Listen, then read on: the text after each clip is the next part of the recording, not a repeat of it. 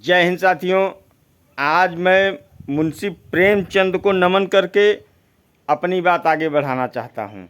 मुंशी प्रेमचंद जी ने हमेशा अपने साहित्य में गांव, गरीब और किसी भी तरह पीड़ित व्यक्तियों की आवाज़ थी। वो उस ज़माने में हुकूमतें भी आपकी आज़ादी की नहीं थीं। वो ब्रिटिश हुकूमत से ही गांव, गरीब और मजलूमों की बात कहते थे। अगर आप में वो कहने की हिम्मत नहीं है तब आप रचना के क्षेत्र में बिल्कुल नहीं आएँ। आपको जो भी कहना है स्पष्ट और साफ साफ कहना चाहिए। मैं एक चीज़ आपको बता दूं कि अगर आप काम करना चाहते हैं, विकास वास्तव में करना चाहते हैं, तो अब बाकी सामाजिक कुरीतियां लगभग ख़त्म हो चुकी हैं।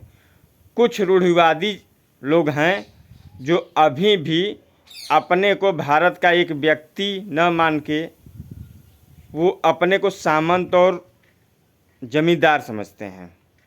ऐसे लोग कुछ जुल्म कर देते हैं, गलत तमाम घटनाएं सुनाई दे रही हैं, लेकिन हमको इन सब से आगे निकल के अब सिर्फ और सिर्फ आर्थिक उन्नति के बारे में सोचना है। क्योंकि जिसकी आर्थिक और सामाजिक उन्नति हो जाती है वो चाहे किसी जाति का हो, वो एक अभिजात वर्ग में आ जाता है और उसकी खिलाफत कोई नहीं कर पाता। तो सबसे बड़ी ताकत तो अब पैसे की आ गई है।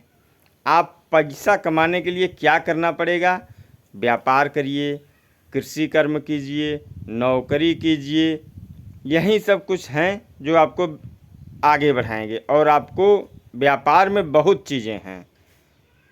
व्यापार आपका कृषि भी व्यापार ही है, विपणन भी व्यापार ही है, उत्पादन भी व्यापार ही है। मतलब आप कहीं से भी पैसा लाएंगे वो व्यापार की श्रेणी में आता है, बशर्ते वो चोरी करके ना आया हो, छिनैती करके ना आया हो, गलत तरीके से ना आया हो। तो साथियों, व्यवहारिक रूप से, व्यावसायिक रूप से, शुद्ध रूप से सिर्फ और सिर्फ पैसे बनाने का ही बिजनेस है दुनिया में। चाहे आप खेती कर लें, चाहे आप उपग्रह भेज के चांद पे वहाँ की फ़ोटो ला के बेचें, मेन मकसद सिर्फ और सिर्फ पैसा ही है।